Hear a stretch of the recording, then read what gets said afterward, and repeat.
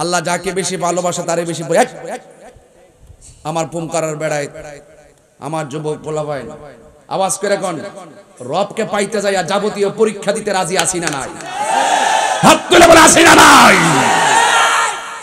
আমার যুবক ভাইয়েরা, শুধু মুখে বললে চলবে না, মাঠে প্রমাণ করতে হবে। আল্লাহ বলছেন আমি যারে পছন্দ করি তাকে পরীক্ষা দিই, সব পরীক্ষা দিতে রাজি আছি। মালিক তোমাকে ছাড়তে পারবো না, ঠিক কিনা বলেন? আল্লাহ বলছেন আমি যাকে ভালোবাসি অভাব দিয়ে পরীক্ষা করি, আমি যাকে ভালোবাসি তাকে রোগ বিমার দিয়ে পরীক্ষা করি, আমি যাকে পছন্দ করি তাকে ধন সম্পদের নুকসানে ফেলাইয়া পরীক্ষা করি। সব পরীক্ষায় যদি সে ধৈর্য ধারণ করতে পারে তবেই তার জন্য জান্নাতের শুভ সংবাদ রয়েছে। তো এরই একটি পরীক্ষার অবতারণা আপনাদের সামনে করব, যেহেতু প্রাসঙ্গিক হিসাবে আমি আলোচনা করব, কিছু নিয়ম কানুন বলবো, আপনাদের ধৈর্য কামনা করব। সবাই জবানটা খুলে বলুন ইজ্জতের মালিক কে? মাহফিলে এনেছেন কে?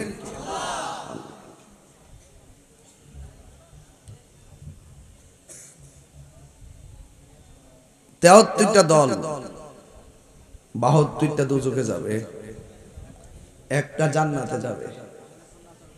সেই দলটা কি? তুমি কে, আমি কে? পরিষ্কার হইছে? প্রমাণ পাইতাছেন নি? খালি 26 তারিখে একটা মিস কল দিছি, কোন বাধা দিয়ে আমরা আটকে রাখতে পারে না। বোঝা গেল খানকার পীর মাশায়েখ ভক্তবৃন্দ নিয়ে মাঠে নেমে গেলে তাদের সামনে কোনো বাধা আটকে রাখতে পারে না।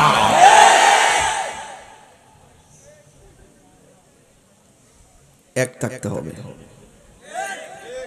কি থাকতে হবে? ইনশাআল্লাহ আমরা পরীক্ষা দিব। আমার অনেক ঝামেলা করতেছে, আমি বলছি আমি বনবের পোলাপান,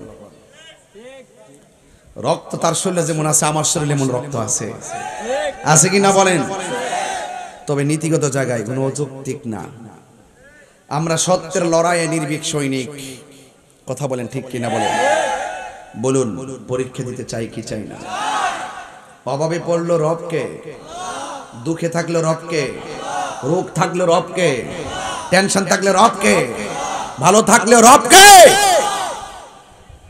এটাই হলো পরীক্ষার উত্তর। চালাও সে পথে যে পথে তোমার প্রিয়জন গিয়েছেন চলি। এই দেশ আউলিয়া কিরামের দেশ, এই দেশ আউলিয়া কিরামের দেশ। এই দেশের আউলিয়া কিরামদের পক্ষে যারা ছিল তাদের কাছে এই দেশ নিরাপদ। আর যত জায়গা আছে সব হজবরল, মুখের কথার সাথে অন্তরের কথার মিল নাই। চেয়ার পাইলে সব বুইলা জায়গা। এখন আর কেউ দেশ প্রেম নিয়ে কথা বলে না, কথা কোন ঠিক কিনা? এখন আর সুদের বিরুদ্ধে কেউ আজ করে না, তাহিরি সারা কেউ কইতো না। আমি 22 বছর আগে থেকে সুদখোরের বিরুদ্ধে, আর এখন আমারে ফোন করে কয় এই ব্যাপারে আপাতত কথা কম কয়েন। আয় হায় হায়, কয় কি রোহিঙ্গা গুলা? এই বেটা সুদ খাওয়া হারাম, এটা কি মোল্লার ফতোয়া না আল্লাহর ফতোয়া? হাত বানতে পারবা, ভাও বানতে পারবা, মন বানতে পারবা? বনের আগুন দেখলে পানি দেনি বান যায়, মনের আগুন। তা আমি তো প্রেমের আগুন নিয়ে ভাবি, তুমি আইছো চুলার আগুন লইয়া, তো তুমি তাহিরিরে বুঝবা কি? আমি কই ভাবের দেশের কথা, হ্যাঁ মনে করে ববের দেশের কথা। বব মানে পৃথিবী, আমি পৃথিবীর দেশ না, এটা ভাবের দেশ, প্রেমের দেশের কথা বলি আমি। আওয়াজ করে এখন পরীক্ষা দিলে লাভ আছে না নাই? হায় হায় হায় হায় হায়, সব নবীদেরকে আল্লাহ পরীক্ষা দিচ্ছেন। হ্যাঁ, নবীদের মধ্যে একজন নবী যার নাম ইব্রাহিম খলিলুল্লাহ, যাকে আমার আল্লাহ 10টা পরীক্ষা দিছে। জোরে কোন কয়টা? 10টা পরীক্ষার মধ্যে ইব্রাহিম নবী পাস করছে। এরপরে আল্লাহ বলছে তুমি খলিলুল্লাহ। একটা পরীক্ষার মধ্যে ইসমাইল পাস করছে, আল্লাহ কয় জাবিহুল্লাহ। আর আমার নবীর কোনো পরীক্ষাই করে নাই, বিনা পরীক্ষায় আমার নবীর আল্লাহ কয় হাবিবুল্লাহ। বেটা আমরা সেই নবীর উম্মত। এলাকা ভাবটা দেখেন না মিয়া, ভাবটা দেখেন না যে আমরা টাকা না থাকতে পারে, পয়সা না থাকতে পারে, ক্ষমতার চেয়ার না থাকতে পারে, হৃদয় ভরা মুস্তাফার মহব্বত আছে।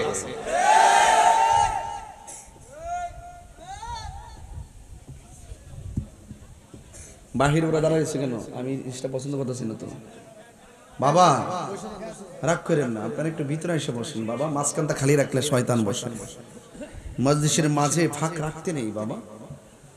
আসেন, রাগ করেন না, যায়েন না ভাইরা আমার। যাক অসুবিধা নাই, এটা খালি থাকবে না। বাড়ি ঘরে মানুষ যাই না গেছে, তাহিরি আইসা পড়ছে। বহুত লোকে সারাটা দিন ধইরা কইছে তাহিরি আইতো না, তাহিরি আইতো না। অন তাহিরি যখন আয়া পড়ছে, হেরার কলিজার মধ্যে আগুন ধরছে। মিথ্যাবাদীর উপর আল্লাহ লানত পড়ুক, ঠিক কি না কোন? লানাতুল্লাহি আলাল কাযিবিন, ঠিক না? ওই মিথ্যাবাদীর উপরে খোদার লানত। আর আমার ইব্রাহিম নবীর আল্লাহ কয়টা পরীক্ষা করছেন? আরো বড় করে বলুন। 10টা পরীক্ষা ইব্রাহিম নবী কি পাস করলো না ফেল করলো? পাস করার পরে আমার আল্লাহ রাব্বুল আলামিন বলেন ইব্রাহিম তুমি আর ইব্রাহিম নও, তুমি খলিলুল্লাহ হয়ে গেছো। তাফসীর বই সব মিটার আছে। এর মধ্যে একটা পরীক্ষা কইতাম নি, ইব্রাহিম নবীর বিরুদ্ধে একটা লোক ছিল নমরুদ। নাম কি? এক নমরুদ বইলে সাফারত দিন নমরুদ ফুলার ঘরের ফুলা কি শুদ্ধ করে নমরুদ মনে তালুই লাগে বেড়া। কোন নমরুদ দেখো সোয়াব সোয়াব আল্লাহ কয় তাব্বাত ইয়াদা আবু লাহাবি ওয়া তাব্ব। নাম কি? আমি কিন্তু একবার গরুয়া আলোচনা করতেছি, একদম ফ্রেন্ডলি, ওকে? মানে এরকম কোনো ভেজাল টেজাল নাই, একদম ফ্রি ওয়াজ করতেছি আর কি। আছে না যে একটা যে মানুষের ধাক্কা ধাক্কি করে, এরকম কোন ব্যাপার আছে? আজকে একদম নিরিবিলি আমরা টাইম মতো মাইকটা ধরছি, ঠিক না? আপনি এই এলাকার তো আমি দেশি না আমার বুঝলেন না? আমার তাই আসল কথা কইলে তো কই দেব নি, জানে নি ইলারে পড়বে রাখকে দিম আমরা। মারহাবা জোরে গন, আল্লাহ আমাদের সরাইলে মারহাবা জোরে গন। তাইলে কয়টা পরীক্ষা করলো? ইব্রাহিম নবীর পিছনে যে লোকটা লাগা ছিল নাম কি? সুন্নাতের বিরুদ্ধে আছে না নাই? কিয়ামত পর্যন্ত থাকবে কি থাকবে না? বোঝা গেল যা আল্লাহ ওয়া সাহাকাল বাতিল ইন্নাল বাতিলা কানা সাহুকা। এই জন্য হক হকের আওয়াজ যেখানে থাকবে সেখানে হকের বাতিকে নিভাইবার জন্য কিছু আধার আছে না নাই? এরপর লড়াই করে থাকতে হবে, এমন লড়াই করতে হবে। লড়াই করার পরে আমার আল্লাহ বলেন আল্লাহু ওয়ালিয়ুল্লাযীনা আমানু ইউখরিজুহুম মিনাজ যুলুমাতি ইলান নূর। মাশাআল্লাহ, আমার ছেলেরা খুব লুফিলফি নিচ্ছে আয়াতগুলো। আমার ছেলেগুলো মনে হচ্ছে লুফিলুফি নিচ্ছে আয়াতগুলো। যখন তেলাওয়াতের পরে আপনি আল্লাহু আকবার বলবেন, যিনি তেলাওয়াত করবেন যেই সওয়াব পেয়েছে, আপনি যখন সেই তেলাওয়াতে উদ্ভাসিত হয়ে আল্লাহকে ডাক দিবেন, আপনিও সেই সওয়াব পেয়ে গেছেন। আল্লাহ রাব্বুল আলামিন বলেন ডানে বিপদ, বামে বিপদ, সামনে বিপদ, পিছনে বিপদ, তোমাদের হৃদয়ের মধ্যে যখন আমি আল্লাহর প্রতি তাকওয়া থাকবে, ভালোবাসা থাকবে, আমি আল্লাহ রাব্বুল আলামিন সারা পৃথিবীর অন্ধকার থেকে বের করে আমি তোমাকে আলোর পথে নিয়ে যাব। আয় হায় হায় হায়। ওয়া'লামু আন্নাল্লাহা মা'আল মুত্তাকিন।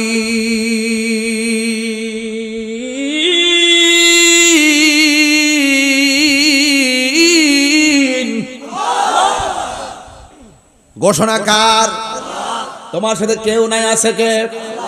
আল্লাহ যদি থাকে আর কোনো চিন্তা আছে? কুল ইন্না সলাতি ওয়া নুসুকি ওয়া মাহইয়ায়া ওয়া মামাতি লিল্লাহি রাব্বিল আলামিন।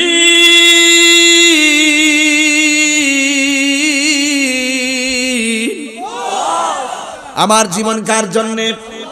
আমার নামাজ কার জন্যে? আমার কুরবানি কার জন্যে? সামনে ঈদুল আজহা আছে না নাই? কোন বাপের নামে জবাই করলে জবাই হবে, তালুর নামে জবাই করলে তালে জবাই হবে। বিসমিল্লাহি কার নামে জবাই হবে? এই জন্য যুবক ভাইরা, ইব্রাহিম নবীকে আল্লাহ 10টা পরীক্ষা করেছেন। এর মধ্যে 1 নম্বর পরীক্ষা জনম শত্রু, যার নাম হল নমরুদ্দা। এই নমরুদ্দা ইব্রাহিম নবী আল্লাহর জিকির করে। কার জিকির করে? আল্লাহর জিকির করে। এই জন্য নমরুদ্দা ইব্রাহিম নবীরে বাঘের খাঁচার ভিতরে নিয়ে ফেলে দিল, আর বাহিরের দিক দিয়ে তালা মেরে দিল। অনাহারি বাঘকে 5 দিন ধরে খাবার দেয় না। অনাহারি বাঘের সামনে মানুষ গেলে কি সালাম করে না, খেয়ে ফেলে। ইব্রাহিম নবীকে যখন ভিতরে ঢুকাইয়া দিছে, ইব্রাহিম নবীর চতুর্পাশে বাঘরা ঘোরাঘুরি করতেছে, আর নমরুদ্দা সাঙ্গ পাঙ্গ নিয়ে লাফালাফি করতেছে। বহুত দিন পরে ইব্রাহিম নবীর জায়গা মতো ফালাইলাম, বাঘে বাপেরও সারে না খায়া ফেলে। এরপর ইব্রাহিম নবী বাঘের খাঁচার ভিতরে আল্লাহকে ডাক দিয়া, আল্লাহ ও পুমকার বাবা, জবানটা খুলে বলো আল্লাহ। মায়া সুরে বলেন আল্লাহ। এবার ডাক দিক, আল্লাহ আমি মনে হয় বাঘের থাবা থেকে বাঁচতে পারবো না, তবে বাঘে যদি আমারে খায়া ফেলে গো, আমারে যেন নামাজরত অবস্থায় খেয়ে ফেলে। খেয়াল করছেন নি? আমি নামাজে দাঁড়াইতেছি, নামাজরত অবস্থায় যেন আমার মৃত্যু হয়। আল্লাহু আকবার। এই জন্য প্রেমিকরা নামাজ সারে, আরো যারা সারে। ও আমার পুমকারের বাবা, ব্রাহ্মণ পাড়ার বাবা, ইব্রাহিম নবী নামাজের মধ্যে দাঁড়ায় গেছে। এবার বাগে আসছে, ইব্রাহিম নবীর ঘাড়ের মধ্যে ধরবে, ইব্রাহিম নবীর উকুর মধ্যে চলে গেছে। আবার মাথার মধ্যে ধরবে, ইব্রাহিম নবী দাঁড়ায় গেছে। আবার পিছন দিক দিয়ে ধরবে, ইব্রাহিম নবী সাজদায় চলে গেছে। আবার সাজদায় মাথায় ধরবে, ইব্রাহিম নবী বসে গেছে। এইভাবে তিনি নামাজ পড়া শুরু করলেন। এবার নামাজ শেষ করলেন, সালাম ফিরাইয়া 2টা হাত বাড়াইয়া দিলেন। ইব্রাহিম নবীরে বাগে খাওয়ার জন্য গেল। যেই মাত্র ইব্রাহিম নবী সাজদার মধ্য থেকে মাথা মুবারকটা তুললেন, আর আল্লাহর দরবারে 2টা হাত বাড়াইয়া দিলেন।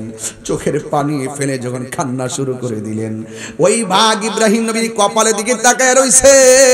মুফাসসিরিন কিরাম লিখতেছে, বাঘ ইব্রাহিম নবীরে খাবার জন্য পিছন দিক দিয়ে ডান দিক দিয়ে চেষ্টা করেছে, মাথার তালু দিয়ে চেষ্টা করেছে। যেই মাত্র ইব্রাহিম নবীর চেহারার দিকে তাকাইছে, বাঘে তাকায়া দেখে ইব্রাহিম নবীর কপালে একটা নূরে ঝলমল ঝলমল করে।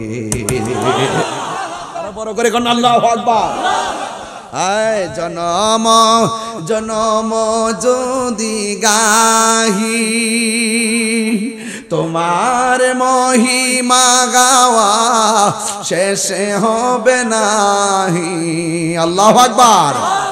জনম জনম যদি গাহি, তোমার মহিমা গাওয়া শেষে হবে নাহি। দয়া করো মায়া করো, দয়া করো মায়া করো, ও হে দয়াবান। তুমি রহমান, তুমি মেহেরবান। ও বন্ধুরে, কি দিয়ে আমি ওয়াজ বুঝাইতাম, পরীক্ষা বুঝাইতাম।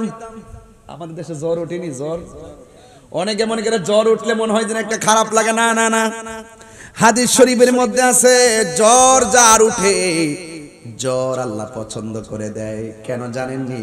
হাদিস শরীফের মধ্যে আছে, দেখবেন কিছু কিছু মুরব্বী আছে নামাজ টামাজ যারা নিয়মিত পড়ে, শেষ বসে দেখবেন সকালে এই শরীরটা বালা, বিকেল বেলা হইলে একটা জ্বর চাপ মারে। এই জ্বর লাগিয়েই থাকে, মৃত্যুর আগে তার জ্বর লাগিয়ে থাকে। অথচ রাসূল বলতেছেন, যার জ্বর উঠে এই জ্বর হওয়া ভালো, জ্বরের মাধ্যমে আল্লাহ ওই ব্যক্তির সগীরা গুনাহ মাফ করে দেয়। হাদিস শরীফে আছে, আপনি দেখেন, খবর নিয়ে দেখেন, জ্বর নিয়ামত, জ্বর কিয়ামত নয়। ঠিক কি না বলেন?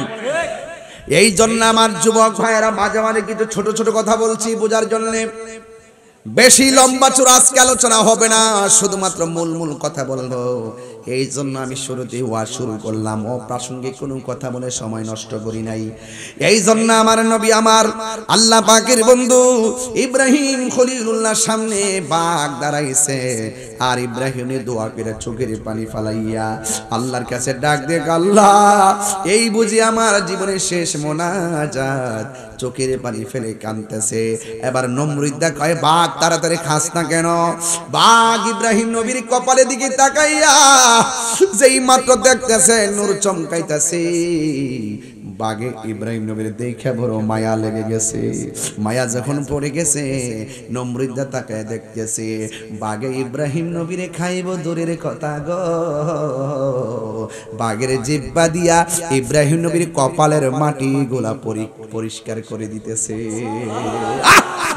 আল্লাহু আকবার। মাল্লাহুল মাওলা ফালাহুল কুল। যদি তুমি রবের হয়ে যাও, সারা পৃথিবী তোমার হয়ে যাবে। দেখছেন না আল্লাহর ওলিরা জঙ্গলে গিয়ে যখন মুরাকাবা করে, বাঘের লেজ লড়ায়া লড়ায়া আল্লাহর ওলিরা যখন জিকির করে, বাঘও মাথা লড়ায়, বলছে তোমাকে খেয়ে ফেলবো, তোমাকে খেয়ে ফেলবো। নবীর সাহাবী সাফিনা তিনি বলতেছেন, আমাকে খেও না, আমি নবীর কাছে যাব। বাঘের সাথে সাথে আমি তোমাকে খাবো না, যার পরিচয় দিছো তাকে খাওয়া যায় না, যার পরিচয় দিয়েছো তোমাকে খাবো না, বরং কোথায় যাইবা? কয় নবীর কাছে যাব। কয় চলো রাসূল পর্যন্ত তোমাকে পৌঁছাইয়া দেই। এটা আপনারা বিশ্বাস করেন না, এটা মানেন না আপনারা, ওলি আল্লাহদের বেলায়েত তো বুঝেন না আপনারা। যখন আমরা এই আলোচনাগুলো করি, মনে করেন আপনার কিচ্ছা করি, যখন বেলায়েতের আলোচনা করি, মনে করেন আপনারা কৌতুক বলি। বেলায়েতের প্রেম সাগরে যদি লাভ না দেন, আপনি আল্লাহকে চিনবেন তো? আপনি তো নিজেকে নিজে চিনতে পারবেন না। বলছে তুমি আগে তোমাকে চিনো, তুমি যদি তোমাকে চিনো, তুমি আল্লাহকে চিনতে পারবা। কথা বলেন না, ঠিক কিনা বলেন? আমি তো আমাকে চিনি না, কোথায় ছিলাম, কোথায় আসলাম, কোথায় যাব। এই তিন দেশের সন্ধান যে করতে পারছে না, সে তো প্রেমের মজাই পাইছে না। হে বুঝে তিন বেলা খাও না, তিনতলা বিল্ডিং, আলহামদুলিল্লাহ আল্লাহ ভালোই রাখছে। আরে এই বালুর ভিতরে যা আরো কত বালা আছে, একটা তো দেহের বালা, আর কাছে মনের বালা। যার মন ঠিক তার দুনিয়া ঠিক। কথা কোন ঠিক কিনা?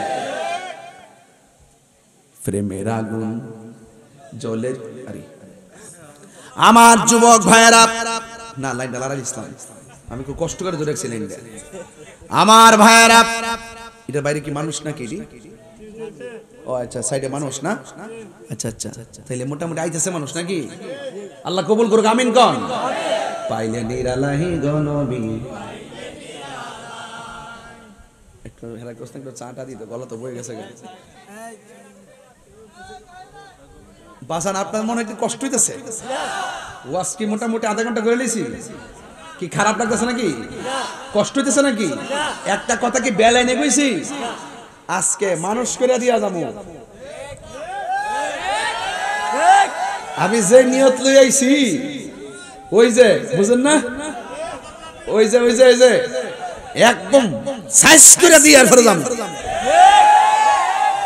বুঝাইয়া দিয়া যাবো যে কুরবানি যে করছ বেটা, বনের পশুর গলার থেকে রক্ত বের করার আগে তোর মনের পশু ঠিক কর। কথা বলেন, ঠিক কিনা বলেন?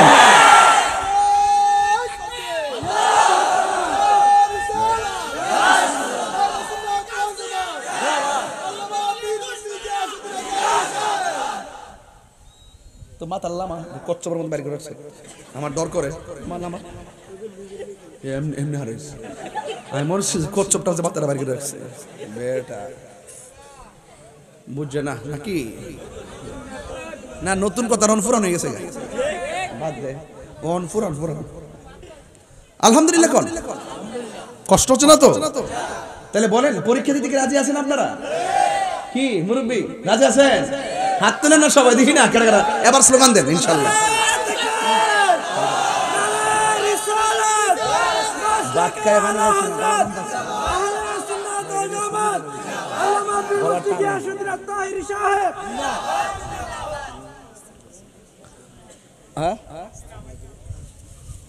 আলহামদুলিল্লাহ কোন কষ্ট হচ্ছে আপনাদের?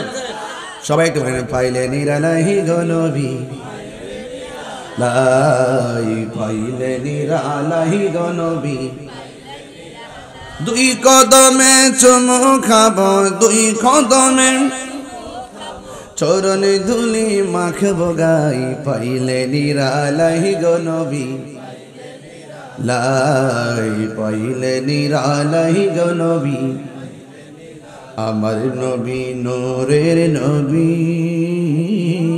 আমার নবী জিন্দা নবী, আমার নবী নূরের নবী, আমার নবী জিন্দা নবী, ওরে দয়া করে তাই কো নবী, হাসরের বেলায় বলো না দয়া করে, হাসরের বেলায় পাইলে নিরালাহি গো নবী, পাইলে নিরালাই, পাইলে নিরালাহি গো নবী। গভীর মনোযোগ, ও পুঙ্কারার বাবা ইব্রাহিম নবীর কপালে বাগে জিব্বা দিয়া চাটিয়া চাটিয়া দুলা পরিষ্কার করে দে। আর নমরুদ্দা কয়, বাঘ খাস না কেন? যার কপালে নূর চমকায় তারে খাওয়া যায় না, তারে ভালোবাসা যায়। এরপর ইব্রাহিম নবীকে আল্লাহ ওই পরীক্ষা থেকে হেফাজত করছেন। ও বন্ধু, 2 নম্বরের পরীক্ষা ইব্রাহিম নবীর জন্য বিশাল বড় একটা গর্ত বানাইছে নমরুদ্দা। আসিনি রে বাবা?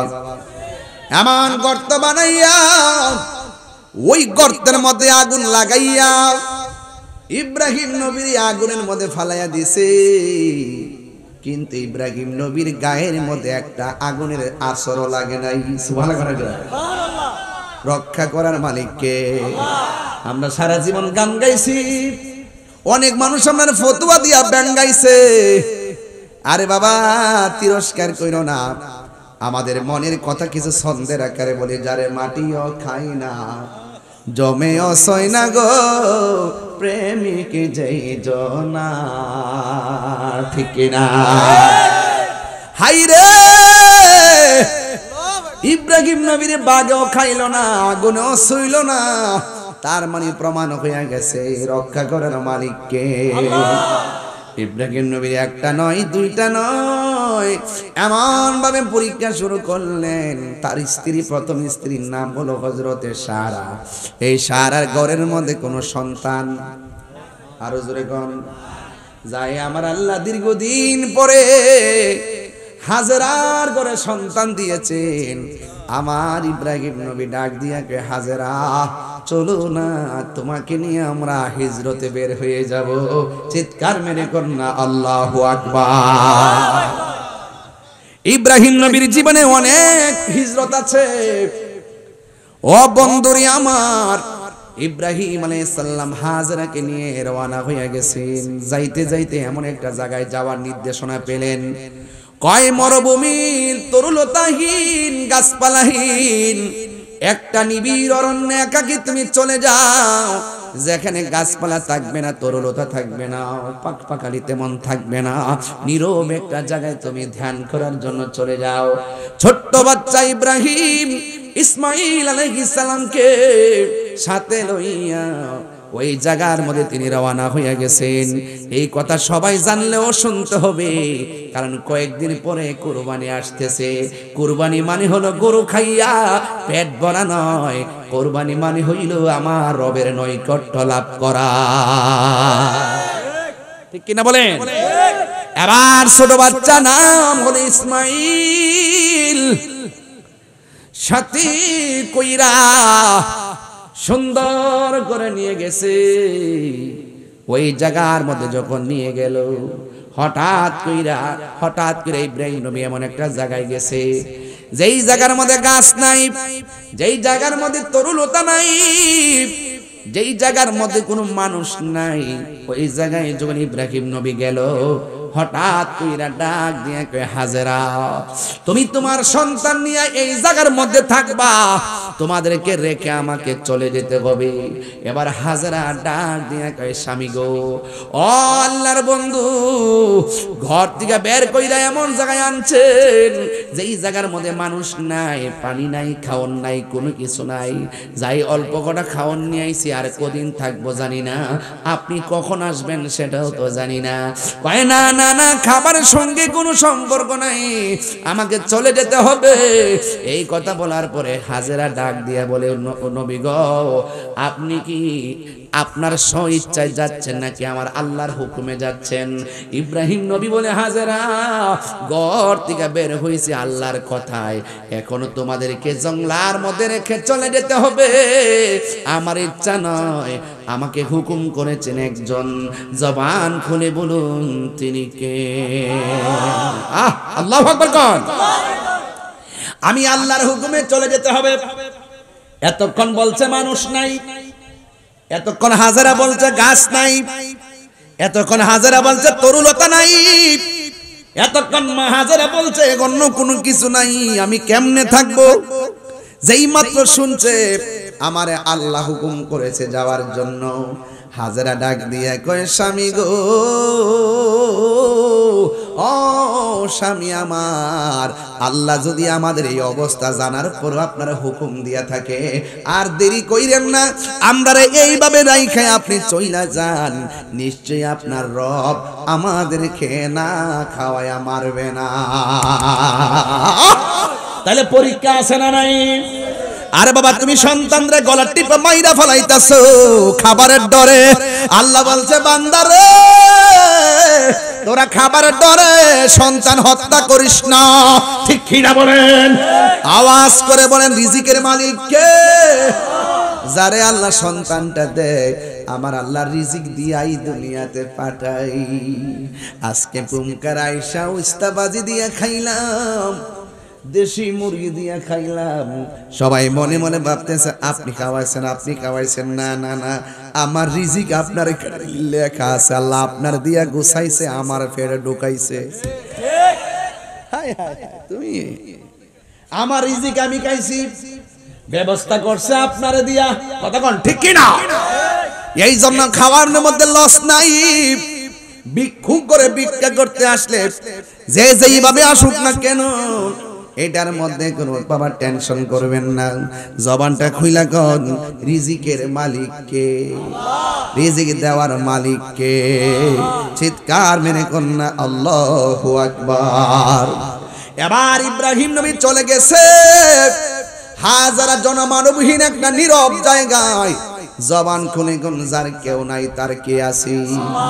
ওয়া ইলাহুকুম ইলাহু ওয়াহিদুন লা ইলাহা ইল্লাহু ওয়ার রহমানুর রহিম।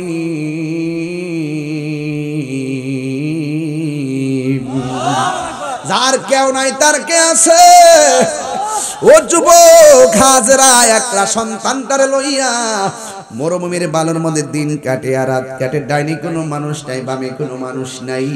হঠাৎ কইরা হাসে, আর খাবার শূন্যতার কারণে তার স্তনের দুধ শুকাইয়া গেছে, জিহ্বার পানিটা পর্যন্ত শুকাইয়া গেছে, আর সন্তানটা খাবারের জন্য ছটফট ছটফট শুরু করছে।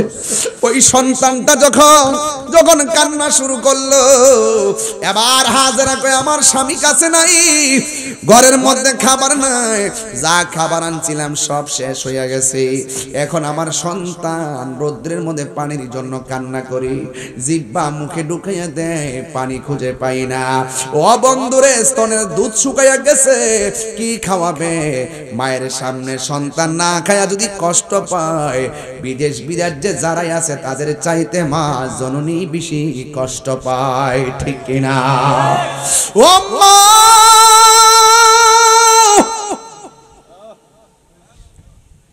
ও পুমকার মা,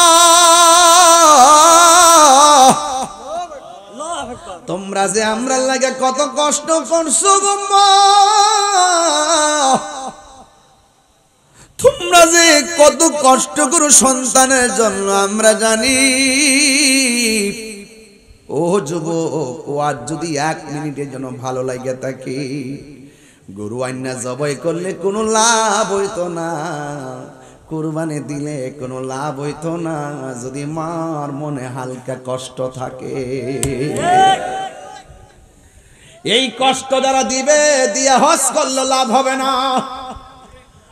মাকে কষ্ট দিলে হজ করলে লাভ হবে না গো। মাকে কষ্ট দিয়ে কুরবানি দিলেও কোনো লাভ হবে না। মা তোর গোশত খাওয়ার পাগল না। মারে যদি কইতি আম্মা কোন গরু কিনতাম, লাল কিনতাম না কালো গরু কিনতাম, মা যদি তোরে কইতো পুত্রে যেটা ভালো লাগে এটা লইয়া, মা সবারে কইতো কালো আনলো কইতো সাদা আনলো কইতো, আমার ফুলা আমার জিগায়া গিয়া গরুটা কিনছে। এই ছোট ছোট কথাগুলো মা বাবার জন্য পাহাড় পরিমাণ সুখ। কথা কোন ঠিক কিনা? এই জন্য সন্তান বিপদে পড়লে অন্য কেউ কি বলে আমি জানি না, মার মতন দরদি আর কেউ নাই রে, মার মতো দরদি আর কেউ নাই। এবার হাজেরা সন্তানের না খাওয়া দেইকা পাগলের মতো একটা দৌড় মারছে। ডানে তাকাইছে, বামে তাকাইছে গো, কোথাও কোনো মানুষ নাই, পানি নাই, গর্ত নাই, কূপ নাই। ও বন্ধু, হঠাৎ করে দেখতেছে ঝর্ণার মতন পানি উঠতেছে। যেই পাহাড় থেকে পানি উঠতেছে সেই পাহাড়ের নাম সাফা। কি পাহাড়? দৌড়াইয়া সাফা পাহাড়ের মধ্যে গেল, যাইয়া দেখে কোনো পানি নাই। রৌদ্রের তাপের কারণে পাহাড়ের বালুগুলো ঝর্ণার মতো চিকচিক করছে। মা যখন দেখছে পানি নাই, বালু দেখা যায়, মনটা ভাঙ্গা গেছে। ওই জায়গার মধ্যে আর সামনে তাকাইছে গো, সামনে তাকাইয়া দেখে চিকচিক করতেছে ঝর্ণার মতো। দৌড়াইয়া ওই পাহাড়ের মধ্যে গেছে, যেই পাহাড়ের নাম হলো মারওয়া। ইন্নাস সাফা ওয়াল মারওয়াতা মিন শাইরিল্লাহ।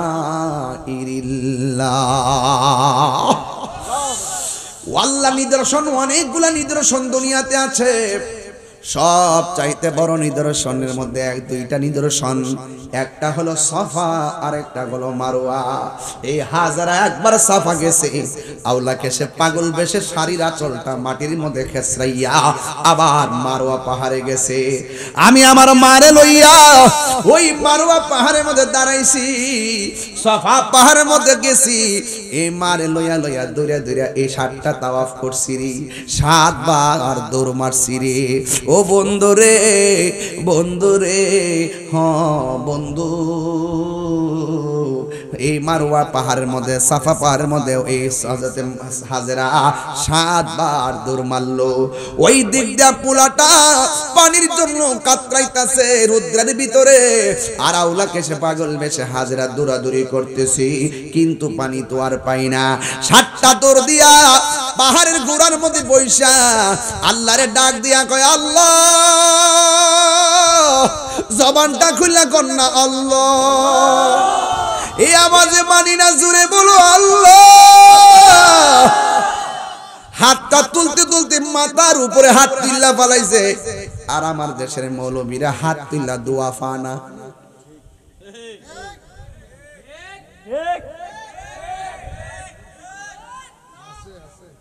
আসেনি? হাত তুল্লা দোয়া করবো, এটা লইও লাগাইছে ভেজাল, এটা লইও ভেজাল। হায় হায় হায় হায় হায়, ইসলামদারে কাটতে কাটতে কাটতে কাটতে নাফিতের মতন হয়ে গেছে। নাফিতের কাম হলো চুল কাটা, আর এদের কাম হলো দিন কাটা। ইন্দুরের মতো কাটতে কাটতে শেষ করে লিখছে। এই যে রমজান মাসটা আইলে দেখবেন কইব তারাবি 8 রাকাত। কত কইব? 8 রাকাত। একবার কাটতে কাটতে তার নামাই লিখছে। আর আমরা ফুলা ফান্ডে একটু পাগল, 8 টাকা তো সময় কম লাগে, এডি বালা বুঝলে হুজুরের বুঝবো, আমি পয়রা লাই। হ্যাঁ সুবিধা, বালা একটা কথা কইছে আমার বাজি, সুবিধা পাটি। আমরা সুবিধার মধ্যে নাই। আমার কথা হইল ইবাদত যত কষ্টই হবে, যত অসুবিধাই হবে, এটাই আমাদের সুবিধা। কথা বলেন ঠিক কিনা? যে ইবাদতে কষ্ট বেশি, সওয়াব কম না বেশি? আরো যেটা কম না বেশি?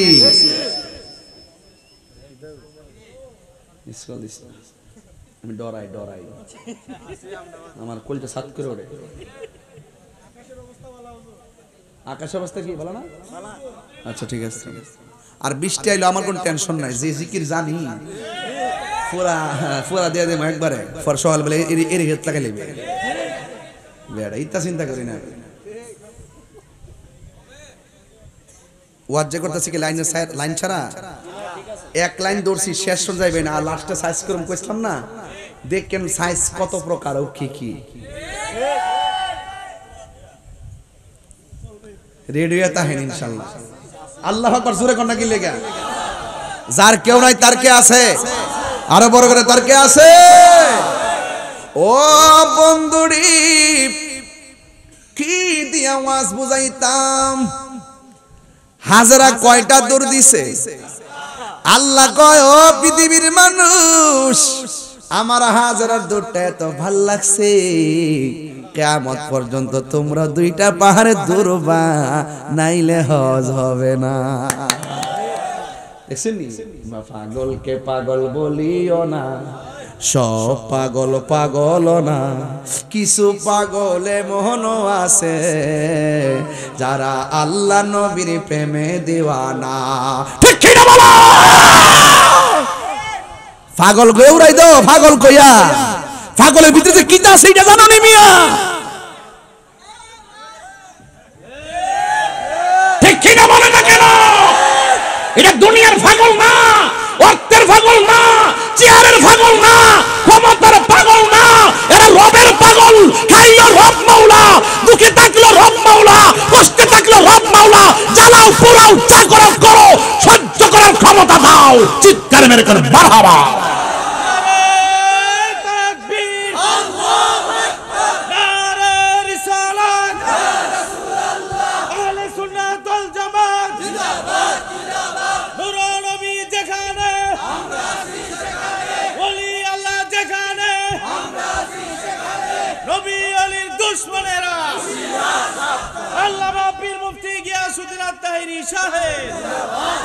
আল্লাহু আকবার জোরে বলেন, চিৎকার মেরে করে ইয়া রাসূলুল্লাহ।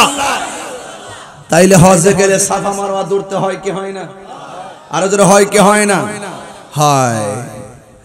এবার হাজরা দুইটা হাত তুলতে তুলতে মাথার উপরে উঠাইছে গো।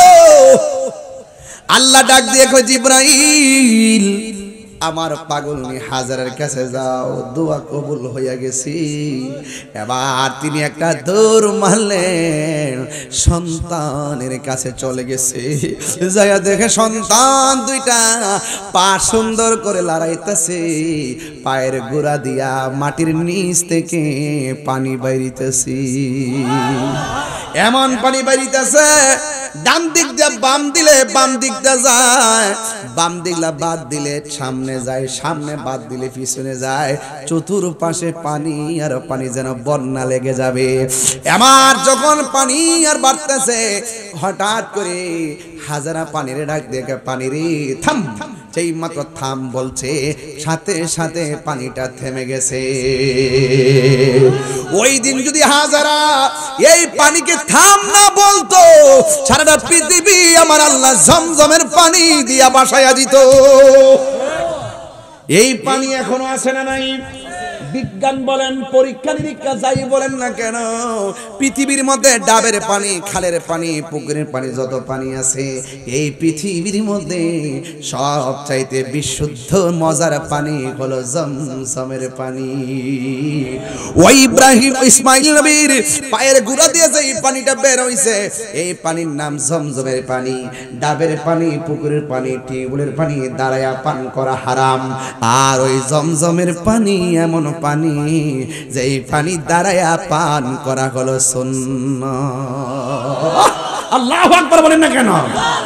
গেলান দিয়া বুড়ায় বুড়ায় লইছি বাংলাদেশ, মারে লইয়া গেছি ওই বদরের যুদ্ধের এখানে ৮০-৮৫ মাইল দূরে, মদিনা থেকে বহুত দূরে।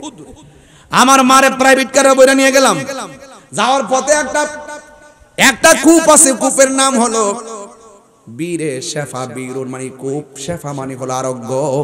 এমন একটা কূপ আছে, কূপের নাম ওই শেফা।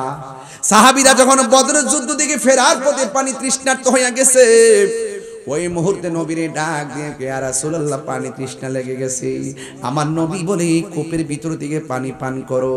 এবার সাহাবীরা মুখের মধ্যে পানি দিলেন। ইয়া রাসূলুল্লাহ এই পানি তো বড় লবণাক্ত, দুর্গন্ধ লাগে, কেমনে খাবো? এক riwayতের মধ্যে পাইলাম কাফেররা আগে জানতো নবী এখানে বিশ্রাম নিব, আর এখানে বিশ্রাম নিয়ে সাহাবারা পানি পান করবে, এই জন্য পানির মধ্যে বিষ মিশাই রাখছে, তারা যেন খায়া সেখানে মারা যায়। একটা riwayতের মধ্যে এটা রয়েছে। অথচ সাহাবীরা পানিটা মুখে দিয়েই দুর্গন্ধ, লবণাক্ত লাগে। এবার আমার নবীরে বলল, ইয়া রাসূলুল্লাহ এত তৃষ্ণা, বুক ফেটে যায়, মাথার ছাতি ফেটে যায়, গলা শুকায়া যায়, কিন্তু আমাদের বড্ড মন চাইতেছে পানি পান করব। ওই মুহূর্তে আমার নবী বলে পানি পান করো। এবার তারা মুখের মধ্যে পানি নিয়ে ফালাইয়া দিলেন। আল্লাহর হাবিব উইটা যাইয়া নিজের থুতু মুবারকটা ওই কূপের মধ্যে ফেলে দিয়ে বললেন, সাহাবীরা রে, যেই কূপের পানি লবণাক্ত লেগেছে, তোমরা সেই পানি এখন পান করো, আমি থুতু মোবারকটা দিয়েছি। সাহাবীরা বলে, নবী গো, আপনি যখন কূপের মধ্যে থুতু মোবারকটা দিয়েছেন, আল্লাহর কসম করে বলি অনেক স্বাদের পানি, আর জিহ্বায় লাগে নাই। এই জন্য বিজ্ঞানরা বলতেছে 1 নম্বর পানি হলো জমজমের পানি, 2 নম্বর পানি হলো বীরে শেফার পানি। ওই দিন আমি ক্যান্টিন, ছোট ছোট সাদা ক্যান্টিন দিয়ে বুড়াইয়া নিয়ে আসছি বাড়ির মধ্যে। ও বন্ধুরে, শুধু হজ করতে যায় ঘুরাই সাফিরেন না, এমন কিছু জায়গা আছে, এই জায়গাগুলো সুযোগে যাইয়া ঘুরে আসবেন, কারণ এই সুযোগ সব সময় হবে না, ঠিক কিনা? এবার জমজমের পানি হইয়া গেছি, মা পানি পান করলো, এমন পানি উঠতেছে, পাক পাখালিরাও আসা শুরু করছে, পানি আছে। সুবহানাল্লাহ। যেই জংলার পাশে পানি নাই, ওই জংলার পাশে পাশে পাক পাখালিরাও থাকে না। এবার ওই পাক পাখালিরা এখন আসতে শুরু করছে, কিচিমিচি আওয়াজ, আর মানুষগুলো কাফেলা নিয়ে যায়। পাখির আওয়াজ শুনে মানুষের আওয়াজ টের পাইয়া অনেক মানুষ এই পানি নেওয়া শুরু করছে। আস্তে আস্তে সেই জায়গাটা আবাদ হয়ে গেছে। এবার ইন দি মিন টাইমে ইব্রাহিম নবীর সন্তান ইসমাইল আলাইহিস সালামকে লইয়া হাজারা যখন মরুভূমিতে বসবাস করে, মোটামুটি ইসমাইল আলাইহিস সালাম চলতে পারে, ওই মুহূর্তে ইব্রাহিম আলাইহিস সালাতু ওয়াস সালাম তিনি মনস্থ, তিনি আসলেন। কিন্তু আসার আগে কি করছে জানেন? আল্লাহ ডাক দিয়ে আরেকটা পরীক্ষা। আল্লাহ ডাক দিয়ে, ইব্রাহিম তোমার যেটা ভালো লাগে, তোমার প্রিয় জিনিসটা তুমি কুরবানি করো। দুম্বা কুরবানি করছে, আল্লাহ বলে আমার পছন্দ হয় না। ভেড়া কুরবানি করছে, আল্লাহ বলে আমার পছন্দ হয় না। মেষ কুরবানি করলো, আল্লাহ বলে আমার পছন্দ হয় না। এরপরে আল্লাহ কয়, ইব্রাহিম যতই তুমি কুরবানি করো আমার কাছে পছন্দ হয় না। এর চাইতে তোমার সবচাইতে প্রিয়তম যেই লোক, প্রিয়তম যা আছে, সবচাইতে পছন্দের জিনিসটা আমি আল্লাহর নামে কুরবানি করো। এবার ইব্রাহিম নবী চিন্তায় পড়ে গেলেন, এতগুলা কুরবানি করলাম, আল্লাহর কাছে পছন্দ হয় না। ঠিক আছে, তাইলে আমার তো মনে হয় আমি যেই সন্তানটারে মরুভূমির বালুর মধ্যে রাইখা আসছি, ও বন্ধুরি, ও ব্রাহ্মণ পাড়ার বাবা, এটা সাধারণ কোন সিদ্ধান্ত নয়। আল্লাহর পাইতে যাই, আল্লাহ গো, আমার কাছে সবচেয়ে প্রিয় হলো আমার সন্তান। আল্লাহ ঠিক আছে, বনের পশু কুরবানি দিলাম, তোমার পছন্দ হয় না, তোমাকে পাওয়ার জন্য আমার সবচাইতে পছন্দের সন্তানটারে আমি কুরবানি দিয়ে দিব। ফালাম্মা বালাগা মাআহুস সা'য়া, ইব্রাহিম নবীর সন্তান ইসমাঈল আলাইহিস সালাম যখন মোটামুটি চলাফেরা করতে শিখছে, ঠিক ওই মুহূর্তে ইব্রাহিম নবী হাজরার কাছে আসলেন। আয়েশা তখন বলতেছেন, হাজরা গো, আমি তোমাদেরকে এইভাবে রেখে গেলাম, কিন্তু হাজরার কাছে সন্তান কুরবানির কথা বলতে সাহস পায় না। এই পৃথিবীর যে যাই বলুক না কেন, সন্তানের কুরবানি আমি যদি বাবা হিসেবে মাইনা নেই, কিন্তু সন্তানের মা কোনোদিন মানবে না, তার কলিজা ফেটে খান খান হয়ে যাবে। কথা বলেন ঠিক কিনা? এই জন্য সন্তানটারে ইব্রাহিম নবী হাজরাকে না বইলা সন্তানরা ডাকছে, ইয়া বুনাইয়া ইন্নী আরা ফিল মানামি আন্নী আসবাহুকা ফানজুর মাযা তারা। ইব্রাহিম ও ইসমাইল, ও বাবা, হে আমার সন্তান, ইন্নী অবশ্যই আমি আরা দেখেছি, ফিল মানামি ঘুমের ঘরে, আন্নী অবশ্যই আমি আসবাহুকা তোমাকে জবাই করেছি, ফানজুরু মাযা তারা, এই ব্যাপারে তোমার মতামত কি? কিও সাধারণ খবর নাকি? গরু যে ঠাসকা জব করে খাইলাম, ইতিহাস কি নাড়া দেয় না ভিতরে? হায় হায় হায়, কেমন মহব্বত লাগবে পশুরা কুরবানি করতে। এবার যেমন বাপ তেমন সন্তান। সন্তান ডাক দিয়ে কইয়া, আবাতি ফাল মা তুমার সাতাজিদুনি ইনশাআল্লাহু মিনাস সাবিরিন।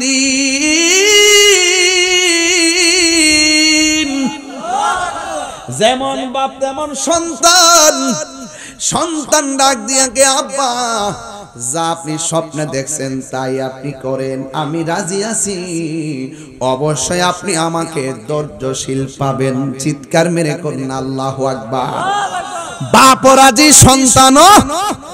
এবার ইব্রাহিম নবী এরপর কয় না, হাজেরা, আমি স্বপ্নে দেখছি পোলারে জবাই কোন, পোলা রাজি হইছে, তুমিও রাজি হয়ে যাও। এই কথা না বইলা কি বলছে জানেননি? বলছে, হাজেরা গো, আমার জাদু মনিরে তুমি সাজাইয়া দাও, আজকে একটা ভিআইপি দাওয়াত খাইতে যামু। সুন্দর করে সাজাইয়া বাবার হাতে সন্তানটারে তুলে দিছে গো। যেই মাত্র তুলে দিছে রে বাবা, রাস্তা দিয়ে যাওয়ার সময় মিনার প্রান্তরি, ও বন্ধুরে, বন্ধুরে, শয়তান আসছে হাজেরার কাছে।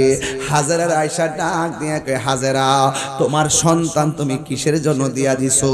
তুমি জানো নি তোমার স্বামী বনবাসে রাইকা চইলা গেছে, এখন আবার আসছে তোমার সন্তানরে জবাই করে ফেলাইব, এই জন্য তোমার সন্তানরে লইয়া গেছে। হাজেরা বলে, ও মরদুদ শয়তান, যা যা যা, আমার সন্তান যদি আল্লাহর রাস্তায় কুরবানি হয়, আমি সন্তানের মা হিসাবে ধন্য হয়ে যাব। আর ওই দিক দিয়া ইসমাইল নবীর কাছে গেছে, যায়া কয়, ইসমাইল, তুমি জানো নি তোমার বাবা তোমারে কোথায় নিয়ে যাইতেছে? কয়, তোমারে নিয়ে জবাই কইরা ফেলাইব। এবার ইসমাইল আলাইহিস সালাম হাতের মধ্যে কঙ্কর লইয়া এইভাবে তারে নিক্ষেপ করলো, দূরহ দূরহ, এইভাবে 7 বার কঙ্কর নিক্ষেপ করলো। এখনো হজে গেলে সেই কঙ্কর নিক্ষেপ আছে না নাই? এবার ইসমাইল নবীর কাছেও কোনো পাত্তা পাই নাই, হাজারের কাছে কোনো পাত্তা না পাইয়া শয়তান পরাজিত হয়ে গেল। এবার সন্তানকে লইয়া তিনি মিনার প্রান্তরে চলে গেল। ও বন্ধুরে, ও বাবা, আসমানটা যেন ভাঙ্গা পড়ে, আকাশটা যেন কান্না করতেছে। পৃথিবীর ইতিহাসে আল্লাহকে রাজি করতে যাইয়া সন্তানের গলায় ছুরি চালাইব, এটা সাধারণ কোনো খবর নারী, সাধারণ কোনো খবর না। চিৎকার মেরে কন্যা আল্লাহু আকবার। এবার সন্তান কয়, বাবা, ও বাবা, কোথায় আনছো? কয়, তোমার মিনার প্রান্তরে আনছি, এখন তোমাকে জবাই করব, তুমি কি বলো? ও বাবা, আমি রাজি আছি। এই কথা বলার পর ওয়াতাল্লাহু লিল জাবিন, সন্তানটারে কাটকিরা মাটির মধ্যে শুয়াইছে। এবার সন্তানের গলায় যখন ছুরিটা চালাইব, সন্তান আমার আল্লাহরে আমার ইব্রাহিম নবীরে ডাক দিয়ে কয়, এ বাবা, আপনার নাম আমি না আপনার শখের সন্তান, চোখের দিকে তাকায় আপনি আমারে কেমনে জবাই করবেন? হয়তো আপনার একটু মায়া লাগতে পারে। আমার প্রতি মায়া যদি হয়, আল্লাহ গুসা হয়ে যাইতে পারে। মায়া যেন না লাগে, আমার দুইটা চোখ আপনি বাইন্দা দেন, যেন আমার চোখের প্রতি আপনার চোখ না পড়ে। সন্তানটার চোখ দুইটা বানলো, গলার মধ্যে ছুরি চালাইব। সন্তান বলে, আব্বা, গলায় যদি ছুরি চালাবেন, আমারও তো একটা জীবন আছে, আমারও তো একটা জান। গলায় ছুরি চালাইলি আমার হাত লড়বে, পা লড়তে পারে। আমার পা যদি লড়ে, আপনি আল্লাহর রাজি করতে যে ছুরিটা চালাবেন, ছুরিটা একটু এদিক সেদিক হয়ে গেলে আল্লাহ বেজার হয়ে যেতে পারে। ও বাবা, ও বাবা, ও বাবা,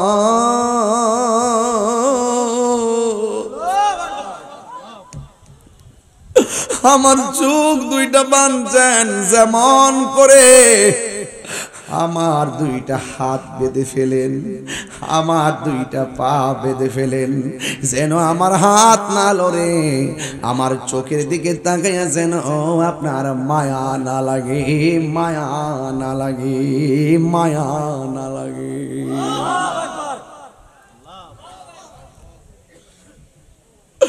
ও বন্ধুরে,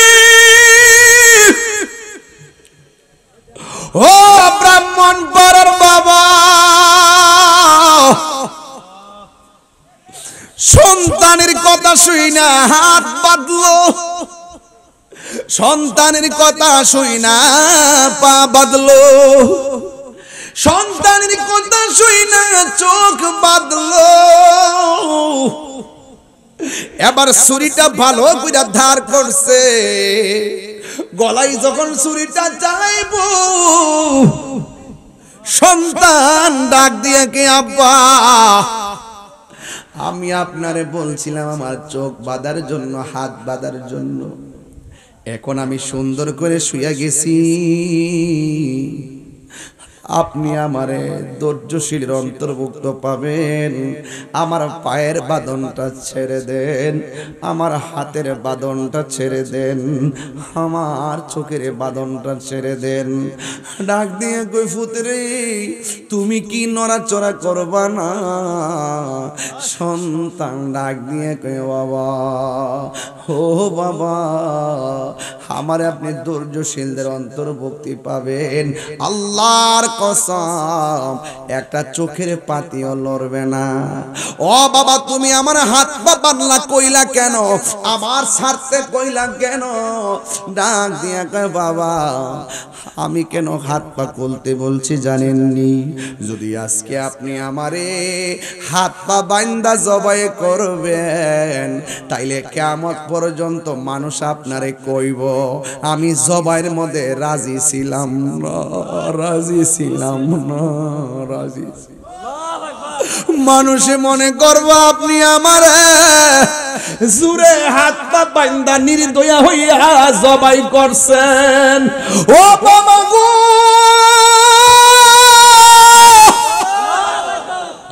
আমার হাত পাও খুইলা দেন, আমার একটা হাত লড়বে না, আমার একটা পাও লড়বে না। يا أبت فعل ما تؤمر ستجدني إن شاء الله من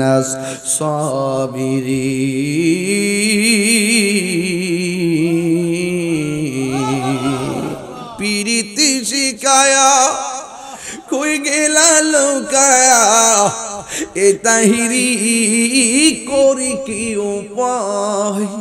এখন বলো করি কি উপায়? ও মোর জ্বালা রে, জ্বালা কি দিয়া নিবাই দয়ালের প্রেম জ্বালা অঙ্গ জ্বলে ঝালা কি দিয়ে নিবা। আল্লাহকে গন্ধম খাইস না রে, গন্ধম রেখে আদমের ফিস কইলাম সারিস না। নবরঙ্গের রূপ ধরিয়া পাগল করিয়া এখন দয়াল রইলা কোথায়, এখন বলো রইলা কোথায়। ও মোর জালা রে জালা কি দিয়া হ্যানিবাই। সবাই শোন আমার সাথে, দয়ালের প্রেম জালা কি দিয়া নিবাই। একটা জবান বন্ধ রাখবেন না, মজার কথা চিৎকার মেরে কন্যা আল্লাহু আকবার। আমার ধৈর্যশীলদের অন্তর্ভুক্তি পাবেন। হাত পা বান্দা জবাই করলে মানুষ বলবে আপনি আমার জোরে জবাই করছেন, আমি রাজি ছিলাম না। আজকে একটা কথা প্রমাণ দিয়ে যাব, আপনি আমাকে জবাই করতে রাজি, আমি জবাই হতেও রাজি, একমাত্র একজনের জন্য। জবানটা খুলে বলেন তিনি কে? আওয়াজে মানি না, জোরে কন্যা তিনি কে? এবার ইব্রাহিম নবী হাতের মধ্যে ছুরিটা লইয়া গলার মধ্যে যখন ছুরিটা চালাইয়া দিবে, আল্লাহ ডাক দিয়া কই জিব্রাইল তাড়াতাড়ি জান্নাতের ভিতরে যা। সুবহানাল্লাহ রে, কোথায় যাও কোথায় যাও? তাড়াতাড়ি জান্নাতের ভিতরে যাও। জান্নাতের ভিতরে যাই একটা দুম্বা নিয়ে আসো। জিবরাইল আলাইহিস সালাম এই দুনিয়ার মধ্যে 3 থেকে 5 বার দ্রুত গতিতে আসছে। একবার আসছে কোন সময় জানেননি? সবাই মিল্লা কুয়ার মধ্যে ফালাইয়া দিছে, কেউ দেখে নাই, ষড়যন্ত্র করে ফালাইছে। আল্লাহ বলে জিবরাইল দ্রুত যাও। ইব্রাহিম আমার ইউসুফ নবী কুয়ার পানির মধ্যে পড়ার আগে তুমি দ্রুত যাইয়া পাখাটা কুয়ার নিচে বিছাইয়া দাও। এই হলো তিনি একবার দৌড়ায় আসছে। আরেকবার কোন সময় জানেননি? যখন আমার নবী উহুদের জমিনে দন্ত মোবারক ভাঙছে, দাড়ি মোবারকের মাথা মোবারকের রক্ত মোবারকটা ঝরে গেছে, মাটিতে পড়ার আগে আল্লাহ কয় জিবরাইল তাড়াতাড়ি যাইয়া রক্ত মোবারকটা হাতে লও। এই রক্ত মোবারক যদি জমিনের মধ্যে পড়ে কিয়ামত পর্যন্ত জমিনে গাছপালা হবে না। আর একবার হলো ইব্রাহিম নবী যখন ইসমাইলের গলার মধ্যে ছুরিটা চালাইবে, এই দেখেন ইচ্ছা মতো দেয়, ছুরি ঢুকে না। আল্লাহু আকবার। অথচ এই ছুরি দিয়া পাথরের মধ্যে কূপ দিলে 2টা ভাগ হয়ে যায়, কিন্তু ইসমাইলের গলা ঢুকে না রে বাবা, ইসমাইলের গলায় ঢুকে না। ছুরির জবান খুলে গেছে। আপনি আমারে বলতেছেন ইব্রাহিম ইসমাইলের গলা কাটার জন্য, আর আমার আল্লাহকে খবরদার, আমার ইসমাইলের একটা পশম ধরা যাবে না। আল্লাহু আকবার বলেন না কেন? ওই দিক দিয়া সন্তান ছুরির নিচে, আর জিবরাইল আলাইহিস সালাম জান্নাত থেকে দুম্বা লইয়া কয় আল্লাহু আকবার, আল্লাহু আকবার। আর জোরে কর না কেন? আল্লাহু আকবার, আল্লাহু আকবার। হঠাৎ কইরা ইব্রাহিম নবীর কানের মধ্যে আওয়াজটা আসছে, উপর দিকে কে জানে কইছে আল্লাহু আকবার, আল্লাহু আকবার। ইব্রাহিম নবী শুননা বলতেছে লা ইলাহা ইল্লাল্লাহু আল্লাহু আকবার। ইব্রাহিম নবীর কণ্ঠের মধ্যে যখন লা ইলাহা ইল্লাল্লাহু আল্লাহু আকবার শুনছে, সন্তান ওই ছুরির নিচে তাইকা বলতেছে আল্লাহু আকবার, আল্লাহু আকবার ওয়ালিল্লাহিল হামদ। চিৎকার মেরে কি আল্লাহু আকবার বলা যাবে না? এখন ওই তাকবীর আছে না নাই? আর জোরে কন্যা আছে না নাই? বলেন আল্লাহু আকবার, আল্লাহু আকবার, লা ইলাহা ইল্লাল্লাহু ওয়াল্লাহু আকবার, আল্লাহু আকবার ওয়ালিল্লাহিল হামদ। এই আইয়ামে তাশরিক আছে না নাই? এটা পড়া সবার জন্য বাবা ওয়াজিব। চিৎকার মেরে কোন আল্লাহু আকবার। ও আমার বন্ধু, ও যুবকের দল, আমরা জীবন মরণ যা আছে, আমার সালাত আল্লাহর জন্যে, আমার জীবন আল্লাহর জন্যে, ঠিক কিনা? আলোচনা শেষ করার জন্য না, মানে শুরু করতাম আর কি। যাই হোক, অসুবিধা নেই। আমাদের মান্যবর অতিথিবৃন্দগণ অত্যন্ত জ্ঞান গভীর আলোচনা উপস্থাপন করেছেন, যে কথাগুলো একটা সমাজ ব্যবস্থাপনায় খুবই গুরুত্ব বহন করে। আপনারা আশা করি আপনার সমাজ আপনাকে খেয়াল করতে হবে। আমরা হয়তো মাঝে মাঝে বছরে একবার আসি, কিন্তু আপনাকে আপনার সমাজ পরিবর্তনের কাজের ধারাবাহিকতা বজায় রাখতে হবে এবং আপনারা তরুণদেরকেই সমাজের গুরুত্বপূর্ণ জায়গায় সমাজের কল্যাণে কাজ করতে হবে। তো আমি যে কথাগুলো বলতে চেয়েছিলাম, এই দুনিয়াটা কিসের জায়গা? পরীক্ষার জায়গা। কিসের জায়গা? পরীক্ষার জায়গা। আচ্ছা বলুন তো, এই পরীক্ষায় পাশ করতে গেলে ধৈর্যের প্রয়োজন আছে না নাই? আর ধৈর্যশীলদের সাথে আল্লাহ আছে না নাই? এরই প্রমাণ আপনারা এই 1.5 ঘন্টা ওয়াজে পান কি পান নাই? যদি পেয়ে থাকেন তাহলে কোরবানি আসতেছে। এই কোরবানি মানি হলো আল্লাহর নৈকট্য লাভ করা। কার নৈকট্য লাভ করা? রাসূলুল্লাহকে প্রশ্ন করা হয়েছে, আর রাসূলুল্লাহ কুরবানি কি? রাসূল বলছেন এটা হলো ইব্রাহিম আলাইহিস সালামের সুন্নাহ। এটার মধ্যে কি ফজিলত রয়েছে? এই কুরবানির পশু জবাই করার পরে কুরবানির গায়ের মধ্যে যত পশম আছে সেই পরিমাণ নেক আল্লাহ দান করে। সুবহানাল্লাহ। আল্লাহ বলছেন যে কুরবানির পশুর গায়ের গোশত এবং রক্ত আল্লাহর কাছে পৌঁছে বান্দার তাকওয়া। এই জন্য আমি বলছিলাম, যার অন্তরে তাকওয়া থাকে, যার অন্তরে তাকওয়া থাকবে, আল্লাহর ভয় থাকবে, তাকে সেভ করার দায়িত্ব কার? ওয়ালামু আন্নাল্লাহা মাআল মুত্তাকিন। জেনে রেখো, যাদের অন্তরে আমি আল্লাহর ভয় আছে, আমি আল্লাহ তাদের সাথে আছি। আর আমি আল্লাহকে যারা ভয় করবে, আমি আল্লাহ তাদের প্রতি সন্তুষ্ট হয়ে তাদেরকে একটা নয়, ওয়ালিমান খাফা মাকাম রাব্বিহি জান্নাতান, আমি আল্লাহ তাদেরকে 2টা জান্নাত দান করব। সেই জান্নাত পেতে গেলে পরীক্ষার দরকার আছে না নাই?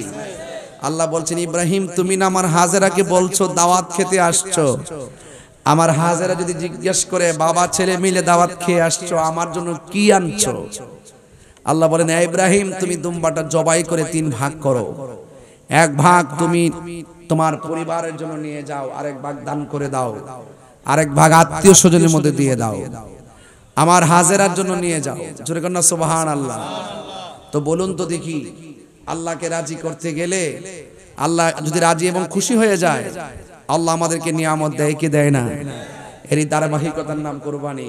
খবরদার, বনের পশু নয়, মনের পশুত্বকে আপনি কুরবানি করেন। আপনার রিয়া, আপনার অহংকার, আপনার হিংসা, আপনার ক্রোধ, আপনার লালসা, আপনার দেমাগ, আপনার তাকাব্বুরি, এগুলোকে আগে দাফন করেন, কুরবানি করেন। এরপরে পশুর গলার মধ্যে বিসমিল্লাহি আল্লাহু আকবার বলে আপনি জবাই করেন। এই রক্ত মাটিতে পড়ার আগে আপনার কুরবানি কবুল হয়ে যাবে। সুবহানাল্লাহ। তবে খবরদার, শুরুতে বলছিলাম যে আপনার বাড়ির গোশতের রান্নার গ্রান পাশের বাড়ির গরিবের নাকে যাওয়ার আগে আপনি কি করবেন? তার বাড়িতে তার অংশটা পাঠাইয়ে দিবেন, যেন আপনাদের সাথে সমানভাবে সে এই খাবারের তৃপ্তিটা অনুভব করতে পারে। কথা বলেন ঠিক কিনা? তবে খবরদার, অনেকেই কুরবানির পশুর গায়ের মধ্যে চামড়া রেখে চামড়া বিক্রি করে ফেলে রাত্রিবেলা। এটা করা যাবে না, এটা জায়েজ নাই। এটা কি নাই? জায়েজ নাই। জবাই করার পরে পশুর শরীর থেকে চামড়া আলাদা করার পর, জবাই করার পরে আপনারা এই চামড়া বিক্রি করবেন। রাজি আছেন সবাই? এইগুলো একটু মাথায় রাখবেন, ঠিক আছে তো ইনশাআল্লাহ? তবে খবরদার, কোন ধরনের সুদখোরের সাথে আপনি সম্পর্ক রাখবেন না। আপনার একটা লোক সুদ খাইতেছে, তার সাথে আপনি কুরবানির শেয়ার নেবেন না। এটা মনে থাকবে। একদম ফেয়ার এন্ড কেয়ার, কোনো ভেজাল নাই, এরকম লোক নিয়ে আসবেন, যার তাকওয়া ভালো, যার পরহেজগারিতা ভালো, যার ইবাদত ভালো, যে চলাফেরার মধ্যে ভালো, তার সাথে শরীক হবেন ইনশাআল্লাহ। মনে থাকবে কথাগুলো। এই কথাগুলো কিন্তু খুবই গুরুত্বপূর্ণ। সুদ হারাম, এটা কি মোল্লার ফতোয়া না আল্লাহর ফতোয়া? কার কথা মানবেন? আল্লাহর কথা মানবেন ইনশাআল্লাহ। অনেকে আছে কি সুদের টাকা দিয়ে কুরবানি কইরা 1 লাখের জায়গা 3 লাখ টাকা দিয়ে কিনে লাভ হইব কি? হারাম টাকা দিয়া কুরবানিতে সওয়াবের আশা করলে ডাবল গুনাহ হবে। কি গুনাহ হবে? এক হইলো সুদ খাওয়া, এক গুনাহ। 2 নম্বর হইলো এই হারাম দিয়ে আবার সওয়াবের আশা করা, আবার আরেক গুনাহ। তাহলে গুনাহ কি সিঙ্গেল না ডাবল? তাহলে আমরা এই ডাবল গুনায় যেতে চাই না। এবং পাশাপাশি আপনাদের সমাজের মধ্যে মাদক যদি থাকে, আমি আজকে আমাদের গ্রামে একটা মাদক বিরোধী প্রোগ্রাম হয়েছে, আমরা ব্রাহ্মণবাড়ির ওসি মহোদয়রা ছিলেন। আমি পরিষ্কার কথা বলি, আপনার সন্তান কার সাথে মিশতেছে, কার সাথে যাচ্ছে, কার সাথে চলাফেরা করতেছে, রাত্রে কয়টায় বাড়িতে ফিরতেছে, কয়টা পর্যন্ত মোবাইলটা চালায়, আল্লাহর রাস্তায় একটু খেয়াল রাখেন। আপনার সন্তানকে ভালো রাখার দায়িত্ব আপনার, এটা আমার না। আমি শুধু অ্যাডভাইস করে যাব, চেক দিবেন আপনি। ঠিক আছে কিনা বলেন? তাইলে এখন যুবক ছেলেরা যারা এখানে, অনেক যুবক তো চলে গেছে, তবে যুবকদেরকে সামিল রেখে বলি, আমার ওয়াজগুলো অনলাইনে অনেক জায়গায় যায়। একটা কথাই বলবো, মাদক কি চলবে না বন্ধ হবে?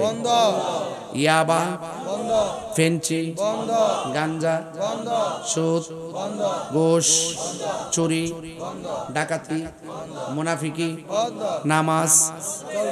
হ্যাঁ, খেয়াল রাখবেন, এইরকম অনেক লোক আছে আপনাকে বিপদে নেওয়ার চেষ্টা করবে। আমরা নামাজ পড়বো, কথা বলেন ঠিক কিনা? বলেন পড়ব। নামাজ পড়া দরকার আছে কিনা?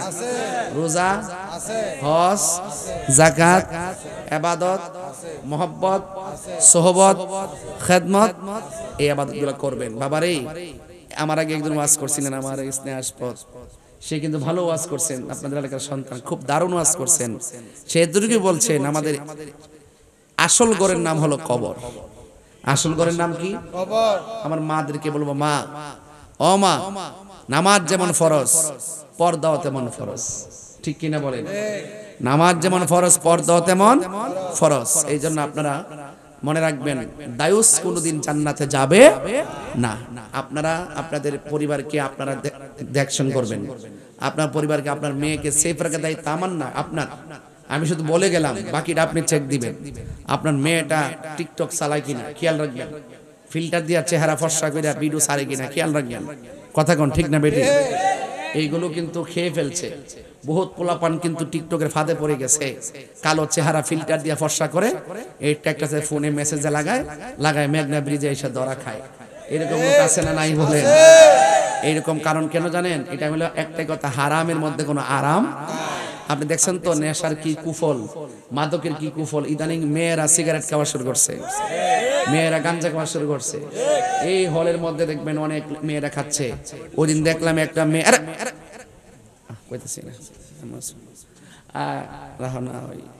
ওই দিন দেখলাম একটা মেয়ে তার বাপের সুন্দর করে মারছে। মায়েরা বসে বসে কি ভাব দিলে মাথায় কাপড় বাইন্দে এমন ভাবে কুবাই গাড়ির মধ্যে ফারায় মারছে। ঠিক আছে, এটা কেন হয়েছে জানেন? এটা একমাত্র নেশার কারণে। কথা বলেন ঠিক কিনা? সে নেশায় আসক্ত মেয়েদের সাথে সে সমকামিতায় লিপ্ত ছিল, কিন্তু তার বাবা যখন বাধা দিত, তখন তার বান্ধবীদেরকে মন্দ বলার কারণে তার ইগোতে লাগছে, বাপরে পর্যন্ত সে সরাই দিছে এবং উল্টাপাল্টা লাস্টে বাপের বিরুদ্ধে স্টেটমেন্ট দিল।